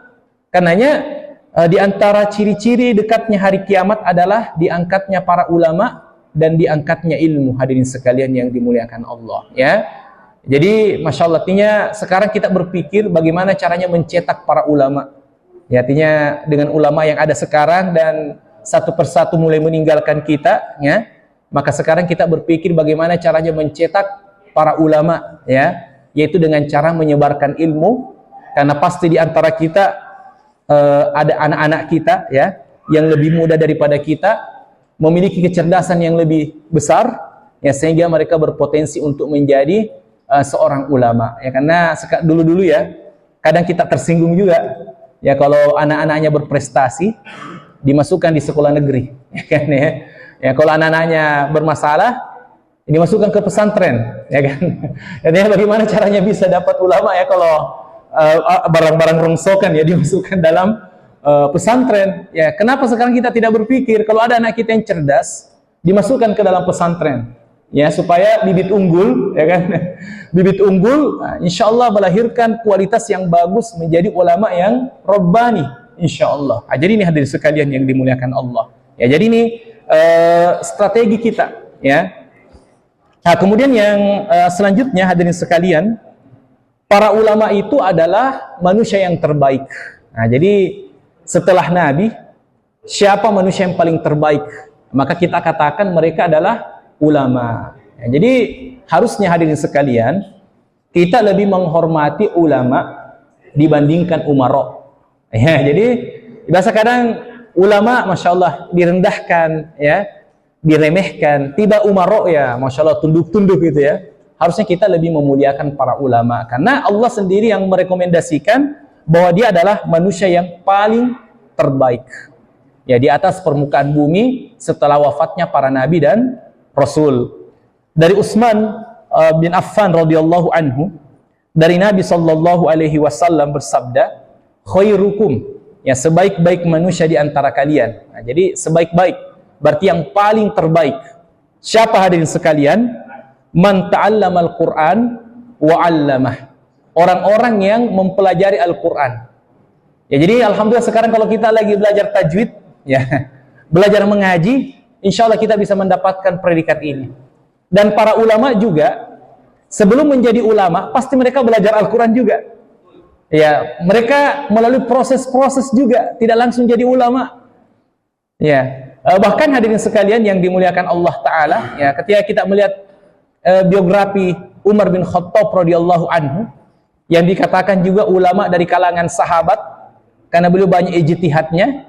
Umar bin Khattab juga pernah melalui masa jahiliyah, ya kan? Ada prosesnya sebelum mendapatkan hidayah dari Allah Subhanahu wa Ta'ala. Masya Allah, ya. Sebagaimana juga kalau kita melihat kisah Syekh Al-Albani rahimahullah, ya, bagus dibaca biografinya, ya kan? Jadi orang yang memang dari keluarga yang bukan background Islam yang kuat, ya, jadi dari negara yang tidak mendukung Islam, Albania, ya, Eropa, ya. Nah, jadi itu negara asalnya Syekh Nasiruddin Al-Albani, ya, negara yang lama dipimpin oleh komunisme. Ya, Masya Allah. Jadi coba bayangkan, ya, kita bisa membayangkan dari negeri komunis, dari keluarga yang tidak Islami, bisa lahir seorang ulama besar, ya, sekaliber Syekh Nasiruddin Al-Albani rahimahullahu ta'ala. Masya Allah hadirin sekalian yang dimuliakan Allah Ta'ala. Jadi Syekh Albani juga belajar, artinya melalui proses yang sama seperti kita, ya, kemudian konsisten, continue dalam belajarnya sampai kemudian menjadi seorang ulama, ya. Kemudian puncaknya adalah mengajarkan ilmu yang telah dia pelajari. Nah, jadi hadirin sekalian yang dimuliakan Allah, ulama dikatakan manusia terbaik karena mereka belajar dan mengajarkan. Ya, sebagaimana firman Allah Ta'ala dalam surah Al-Imran, kunu rabbaniyin. Jadilah kalian hamba-hamba yang rabbani. Ya, jadi apa itu rabbani hadirin sekalian? Hamba-hamba yang orientasinya kepada Allah. Bagaimana ciri-ciri hamba-hamba Allah yang rabbani? Bima kuntum tu'allimunal kitab wa bima kuntum tadrusun. Sebagaimana kalian mengajarkan kitab dan bagaimana kalian mempelajarinya. Jadi ulama rabbani itu tidak lepas dari dua unsur, mengajar dan belajar. Nah, jadi tidak boleh lepas daripada ini hadirin sekalian. Jadi kita sembari menuntut ilmu agama, kita juga belajar. Ya, kita juga belajar, kita mengajar, ya, kalau bisa, ya, sesuai dengan kemampuan kita hadirin sekalian yang dimuliakan Allah. Kemudian yang selanjutnya hadirin sekalian yang dimuliakan Allah Ta'ala, ya, para ulama juga itu termasuk umara. Nah, jadi apa itu umara? Mereka adalah pemimpin-pemimpin. Jadi yang lebih berhak dan lebih pantas untuk menjadi pemimpin itu adalah ulama. Kenapa hadirin sekalian? Dalilnya siapa? Rasulullah sallallahu alaihi wasallam. Dia adalah pemimpin khalifah, ya, walaupun di zamannya tidak ada istilah khalifah karena Nabi masih ada. Tapi dia juga sekaligus pemimpin kaum muslimin. Dan siapa yang lebih berilmu dibandingkan Rasulullah sallallahu alaihi wasallam? Karenanya kalau kita ditanya bagaimana pemimpin yang paling ideal, ya, pemimpin yang ulama sekaligus juga punya ilmu kepemimpinan yang bagus. Ulama dan umara hadirin sekalian yang dimuliakan Allah. Karenanya pemimpin dengan keilmuan yang mendalam itu sukses. Masya Allah ya. Rasulullah wafat digantikan oleh Abu Bakar As-Siddiq, ulama juga. Kemudian Abu Bakar wafat digantikan oleh Umar, ulama juga. Masya Allah. Dan bahkan Umar ada tesnya kalau orang mau berdagang. Ya kan? Jadi tidak sembarang orang bisa berdagang di pasar, harus mengetahui babul muamalah. Ya, perkara-perkara tentang dunia pasar, ya apakah dia riba atau tidak. Ya, ada tesnya. Jadi tidak sembarang orang, karena berjualan ini perkara yang berat hadirin sekalian, bukan sekadar hobi dan cari keuntungan, tetapi berkaitan dengan ilmu agama. Masya Allah. Ini hadirin sekalian yang dimuliakan Allah. Utsman bin Affan, ulama juga. Ya, sehingga kepemimpinan mereka menjadi kepemimpinan yang maju. Dan salah satu ulama di akhir adalah Umar bin Abdul Aziz. Ya, menjadi pemimpin yang hebat dengan kesuksesan dan kesejahteraan, karena beliau juga adalah ulama dan ahli ibadah, serta orang yang terkenal akan kezuhudannya, hadirin sekalian yang dimuliakan Allah Ta'ala. Jadi ini yang paling kita dambakan, hadirin sekalian, yang kalau tidak bisa jadi ulama pemimpin kita, minimal dekat dengan ulama.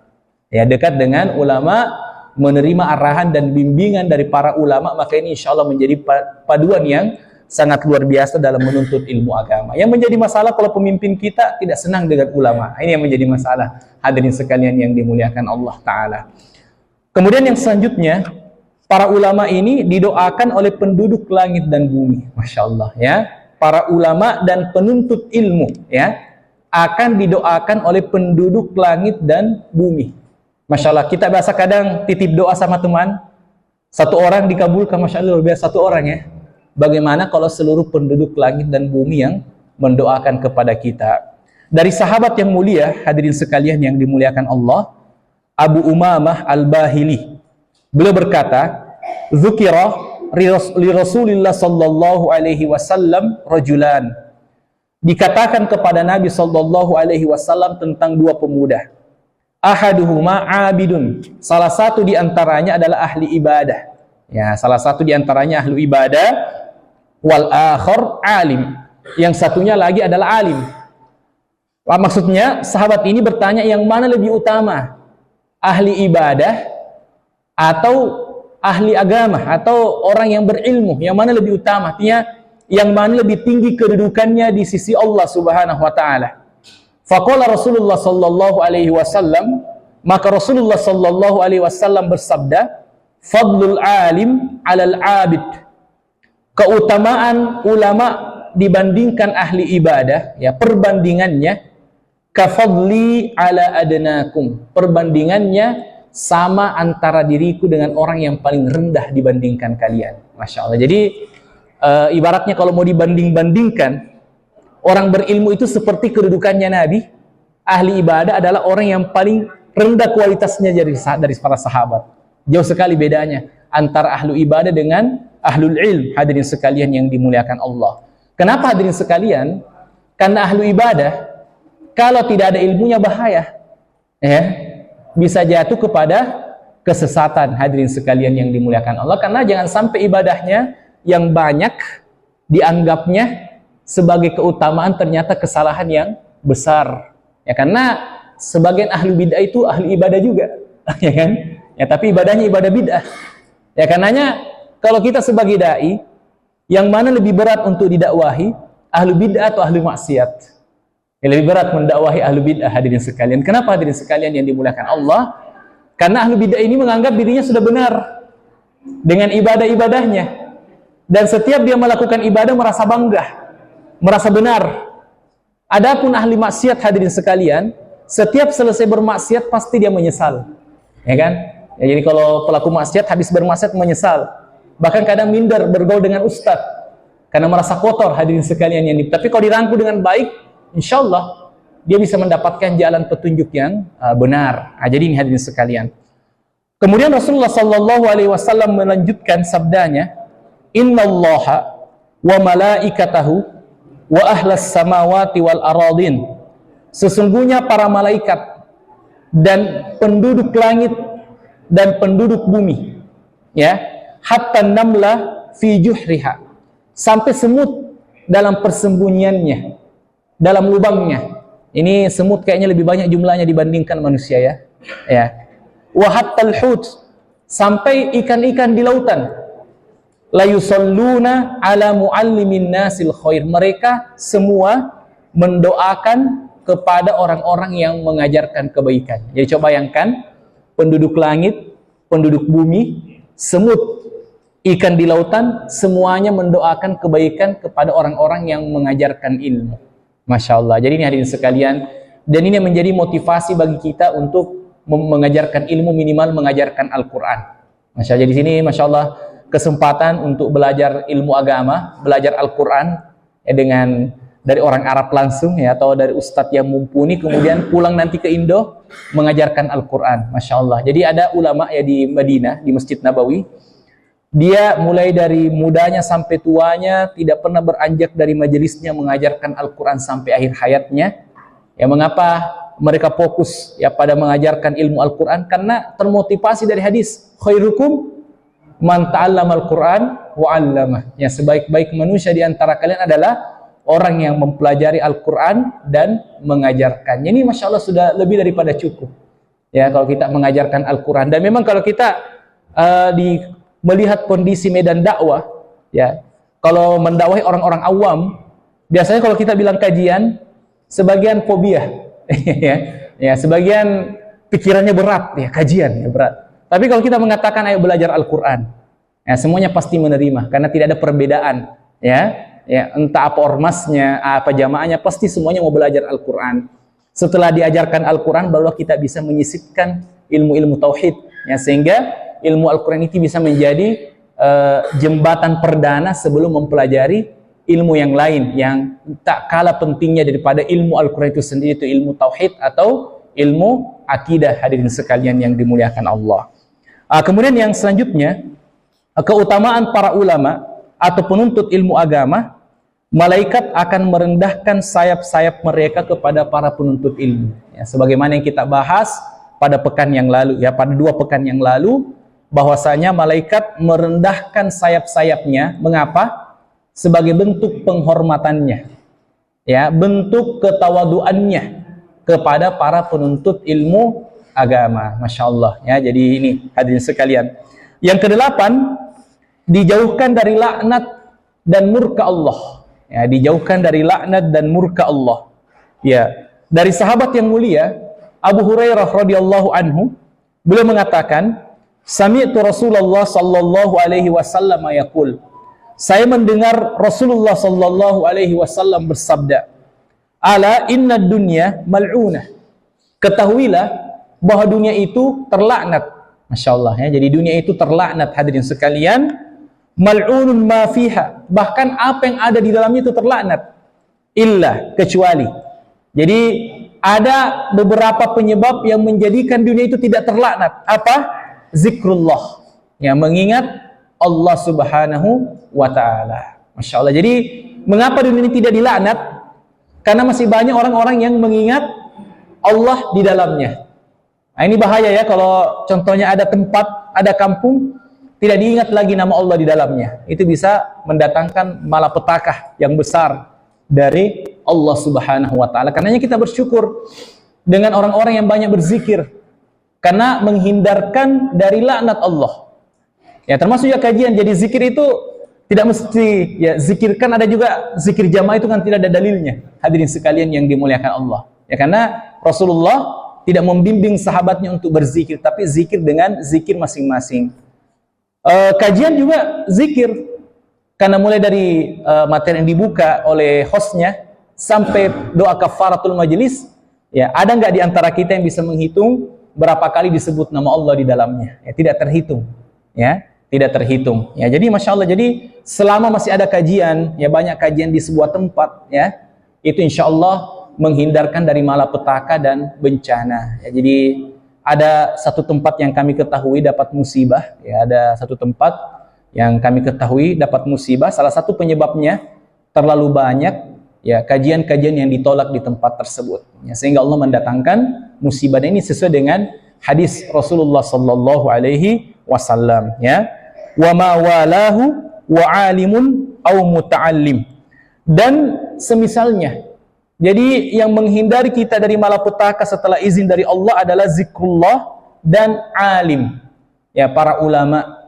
Makanya hari kiamat itu terjadi ya setelah diwafatkannya seluruh ulama, dan ciri-ciri dekatnya hari kiamat adalah diwafatkannya para ulama. Ketika habis ya maka gampang ya terjadi hari kiamat. Jadi suatu tempat masih akan mulia jikalau banyak ulamanya dan muta'allim, dan banyak-banyak orang yang kemudian belajar atau memperdalam ilmu agama di tempat tersebut, hadirin sekalian yang dimuliakan Allah.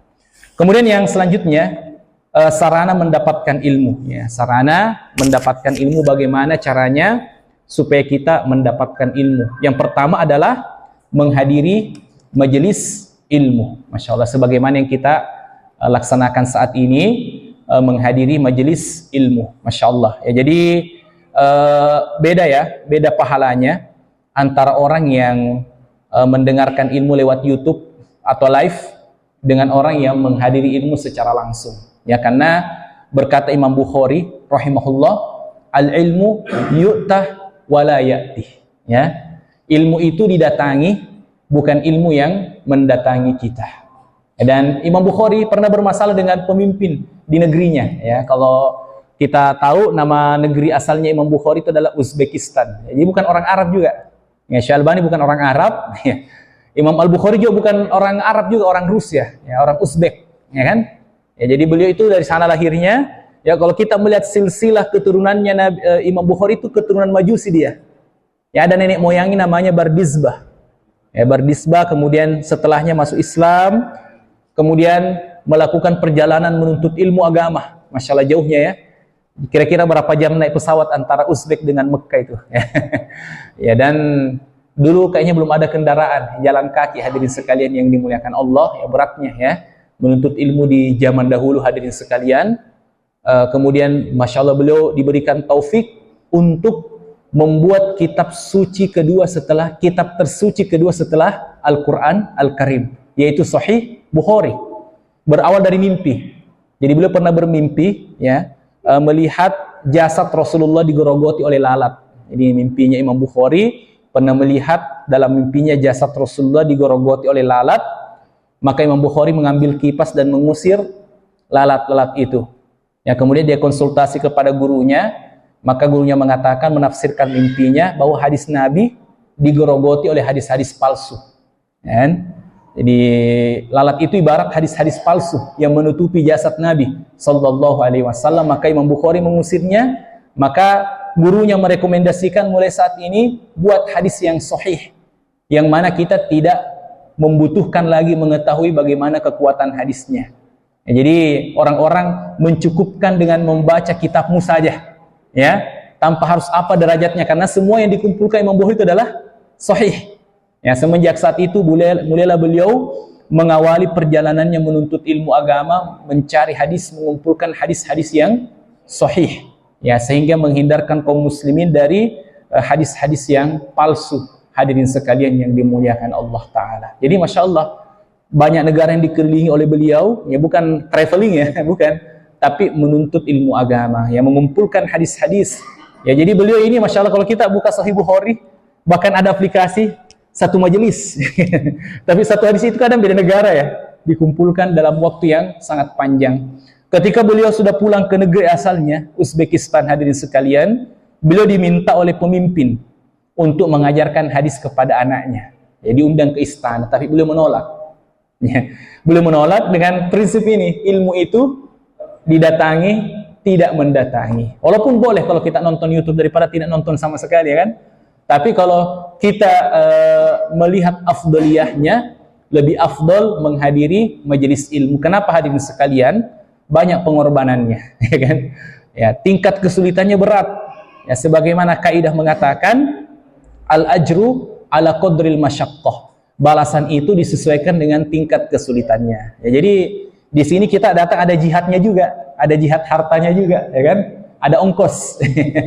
Ya, ada ongkos. Ya, karena kadang ulama, hadirin sekalian, ketika mendatangi sebuah negeri yang bukan negerinya, artinya pertanyaannya dari mana dapat uang mereka untuk pindah-pindah ke sebuah negara. Mereka tidak punya sponsor. Ulama dulu tidak ada sponsornya, ya, tidak ada donaturnya. Ya, kita ini insya Allah, alhamdulillah ya, kita kuliah di Saudi kadang beasiswa, ya. Ada sponsornya ya, alhamdulillah. Kadang juga ada sponsor dari daerah, ya kan? Nah, ini Imam Bukhari tidak ada sponsornya. Jadi bagaimana cara kadang mereka kerja? Ketika mendatangi sebuah negeri, kerja dulu untuk kumpulkan modal.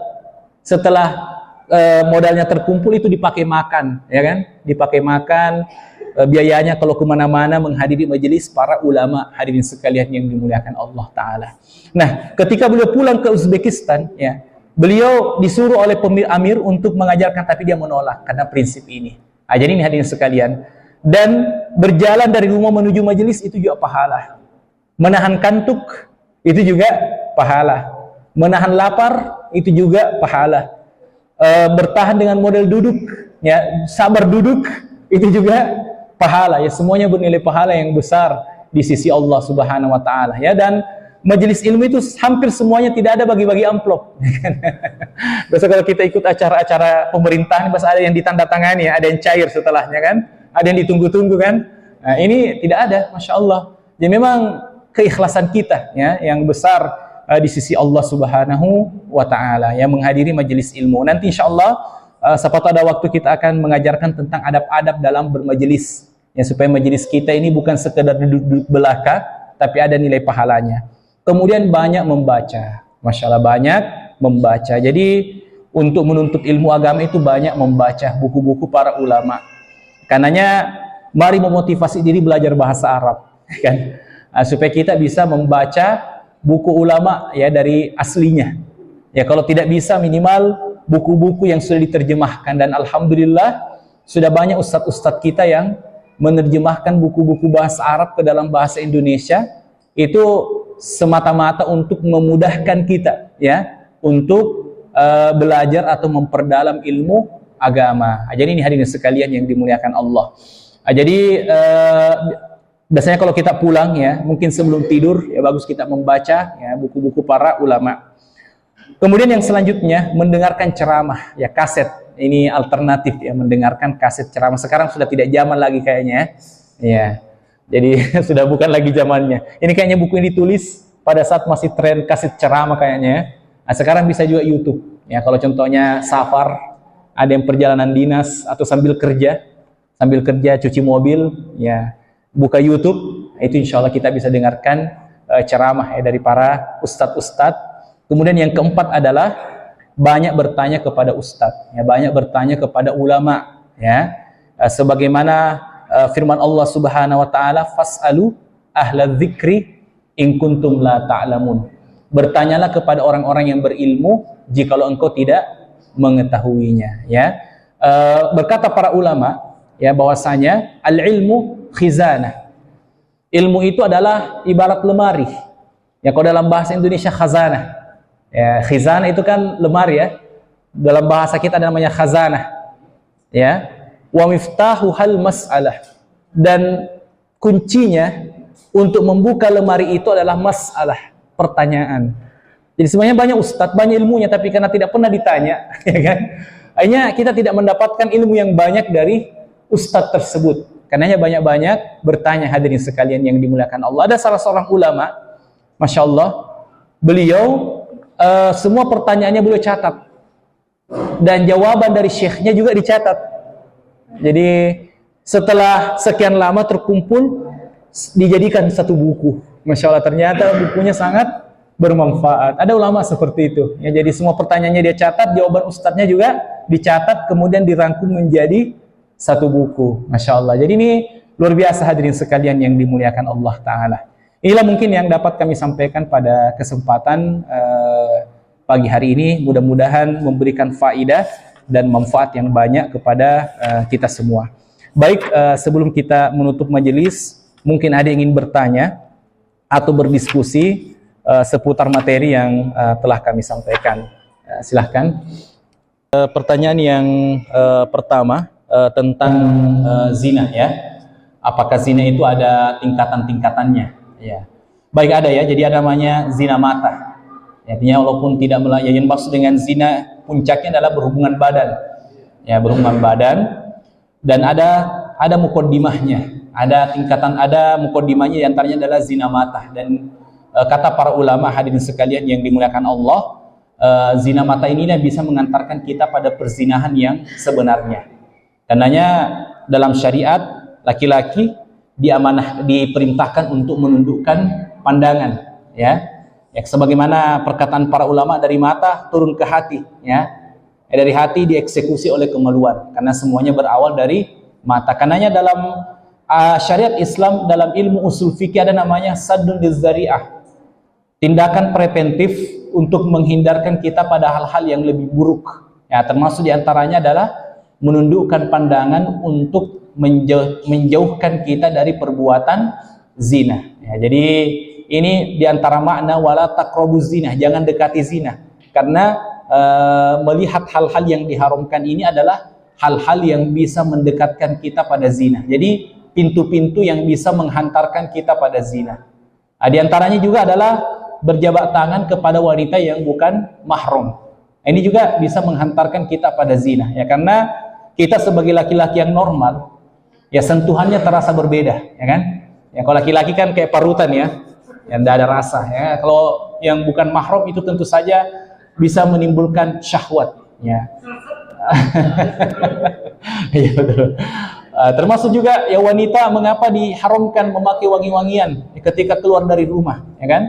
Karena itu bisa mengandung, ya, bisa mengundang syahwat dari laki-laki. Termasuk ya wanita, mengapa diperintahkan menutup aurat, ya, karena untuk menghindarkan dari hal-hal yang bisa mengundang syahwat daripada laki-laki, ya, sehingga jatuh kepada yang namanya perzinahan. Jadi itu tingkatan-tingkatannya. Kemudian yang selanjutnya khomar, ya, judi, ya, apakah dosanya sama tingkatan? Wallahu alam. Intinya semua termasuk dosa besar, ya, termasuk dosa besar. Adapun tentang kadarnya, wallahu alam, kami tidak mengetahui. Tapi kalau dari segi klasifikasinya sama, ya, semuanya merupakan sama-sama dosa besar, ya, di sisi Allah Subhanahu wa taala. Ya. Yang ketiga tadi Pak, saya lupa.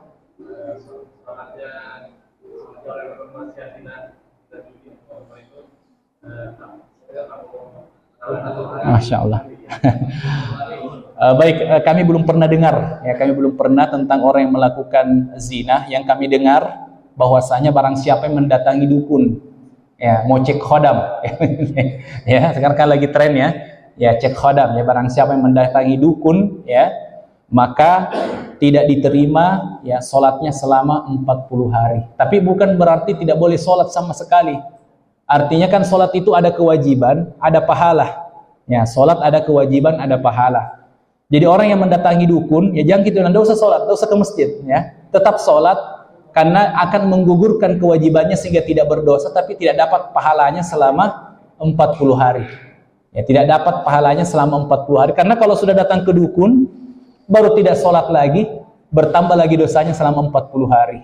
Jadi tetap sholat, tapi dia tidak dapat pahala sholatnya selama 40 hari. Ini baru datang, baru konsultasi, ya.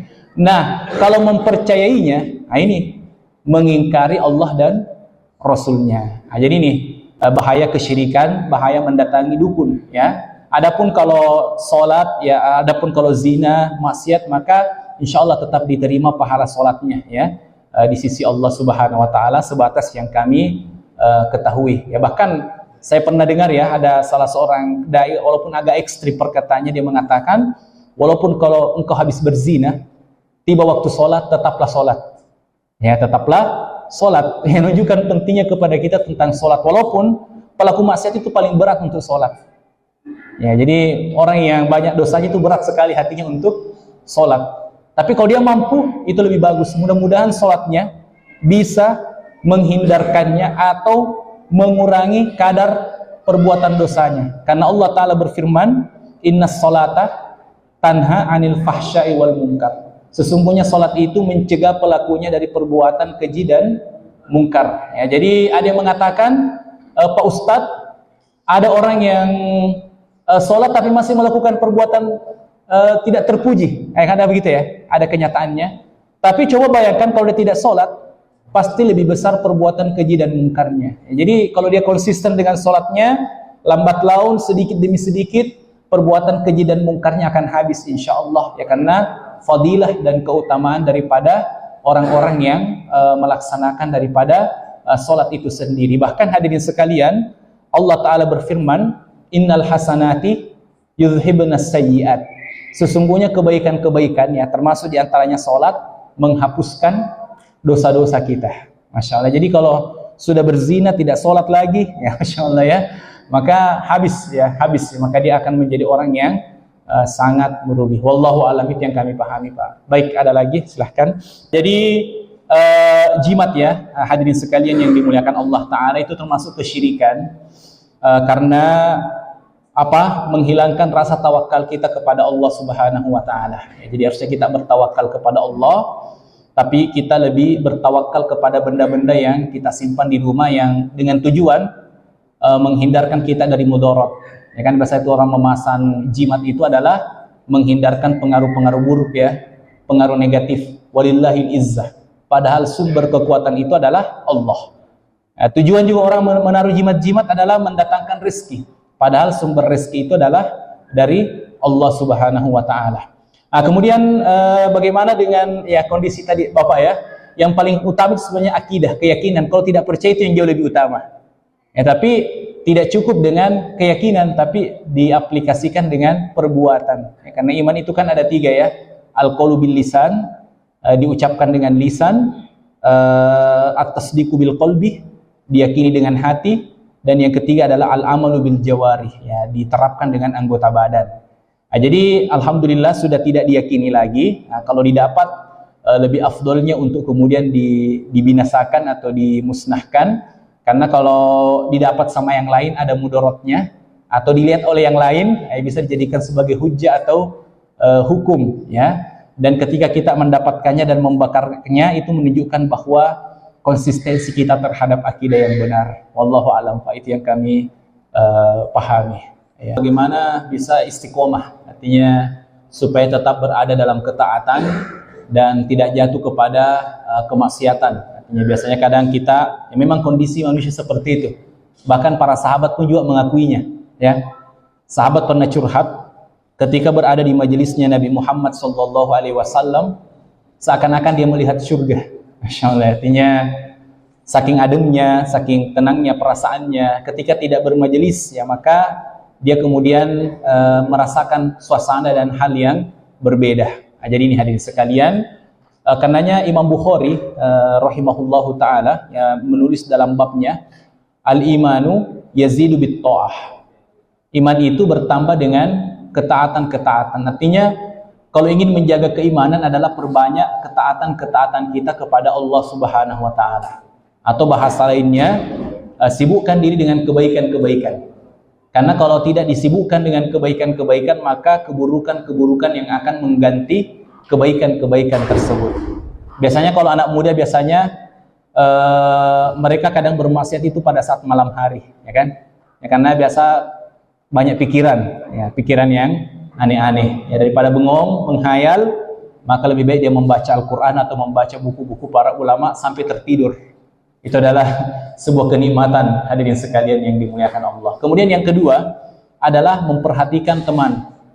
Ya, memperhatikan teman-teman kita atau komunitas kita. Ya, karenanya dalam sebuah hadis bahwasanya berteman dengan orang-orang soleh ibarat berteman dengan penjual parfum.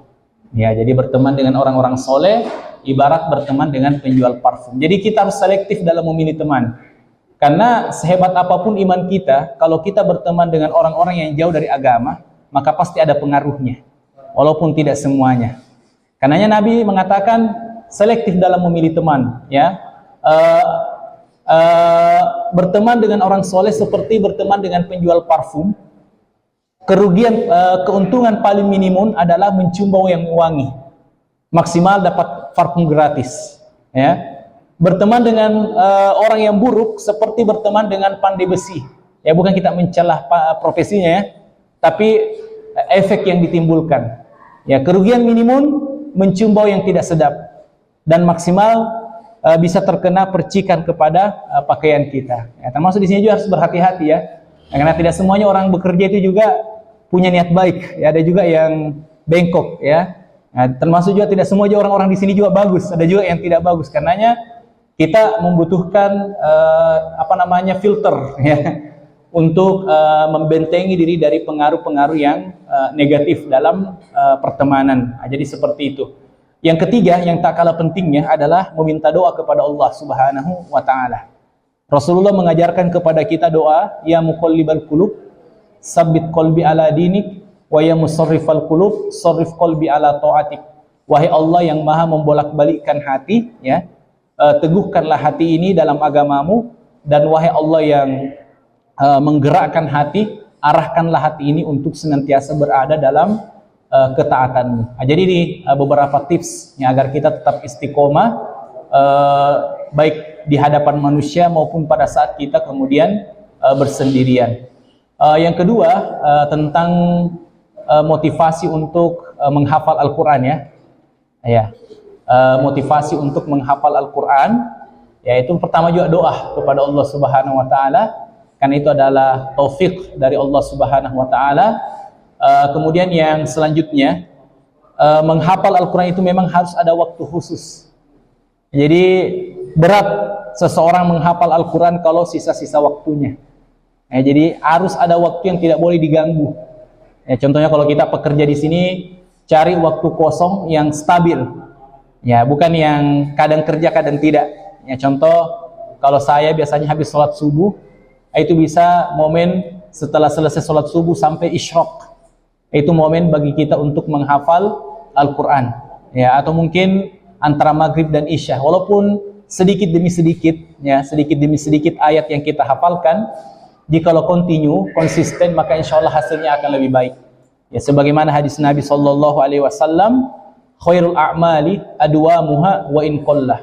Sebaik-baik amalan adalah yang berkesinambungan walaupun sedikit bobotnya, ya, walaupun sedikit bobotnya. Jadi seperti itu mungkin beberapa tips. Jadi menghafal Al-Quran harus ada waktu khusus, ya, bukan sisa-sisa waktu, dan ada motivator. Ya, jadi kalau kita banyak berteman dengan penghafal Quran, ada yang memotivasi, ya, ada yang memotivasi kita. Karenanya orang hebat itu ketika berada pada lingkungan yang tepat, ya, banyak yang memotivasinya. Wallahu a'lam bishawab.